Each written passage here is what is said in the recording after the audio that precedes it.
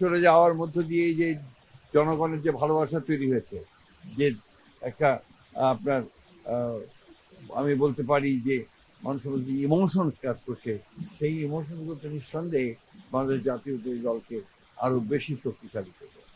এবং যিনি তার সমস্ত জীবনই গণতন্ত্রের প্রতিষ্ঠার জন্য সংগ্রাম লড়াই করেছেন, কারাভোগ করেছেন, এবং শেষ দিন পর্যন্ত তিনি অসুস্থ ছিলেন, কিন্তু কখনো আপনার এই দেশ ছেড়ে চলে যান। এই যে দেশের প্রতি ভালোবাসা, মাটির প্রতি ভালোবাসা, মানুষের প্রতি ভালোবাসা, এটাই সমস্ত মানুষকে আলোড়িত করেছে। এবং তার এই দেশের এই ক্রান্তি লগ্নে যখন তার ওই অবগতকে সবচেয়ে বেশি প্রয়োজন ছিল, সেই সময় তার চলে যাওয়ায় মানুষ সেই কারণেই সবচেয়ে মর্মাহত হয়েছে।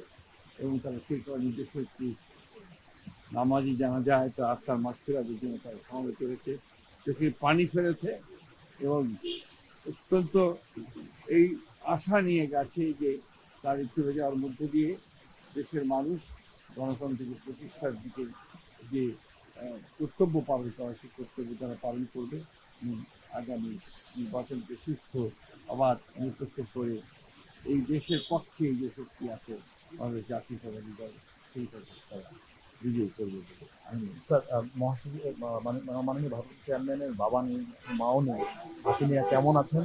এবং সেই সঙ্গে তারা যে বাংলাদেশের জাতীয়তাবাদী দর্শন আপনাদেরকে দিয়ে গেলেন, আপনাদের উপর দায়িত্বটা বেড়ে গেল কিনা? না, নিঃসন্দেহে আপনার দেশনেত্রী বেগম খালেদা জিয়া যে একটা অবস্থান তৈরি করে গেছেন, এবং তার পুত্র আমাদের নেতা যারা তারেক রহমান সাহেব এর যেমন একটা দায়িত্ব আছে, ঠিক একই সঙ্গে বিএনপির প্রতিটি নেতাকর্মীর দায়িত্ব রয়েছে যে বাংলাদেশি জাতীয়তাবাদের যে দর্শন শহীদ প্রেসিডেন্ট জিয়া রহমান সাহেব দিয়ে গেছেন, সেটা দেশনেত্রী এবং খালেদা জিয়া সেই পতাকা তুলে ধরেছিলেন ওপরে, এবং স্বাধীনতার সার্বভৌমত্বের যে পতাকা সেটাও তিনি তুলে ধরেছিলেন। একইভাবে তারেক রহমান সাহেবও সেই পতাকা তুলেই জনগণকে সঙ্গে নিয়ে এই দেশের স্বাধীনতার সার্বভৌমত্বের জন্য তিনি কাজ করবেন, রক্ষা করার জন্য কাজ করবেন, তাকে সুসংগত করবেন এবং গণতন্ত্রকে প্রতিষ্ঠা করবেন।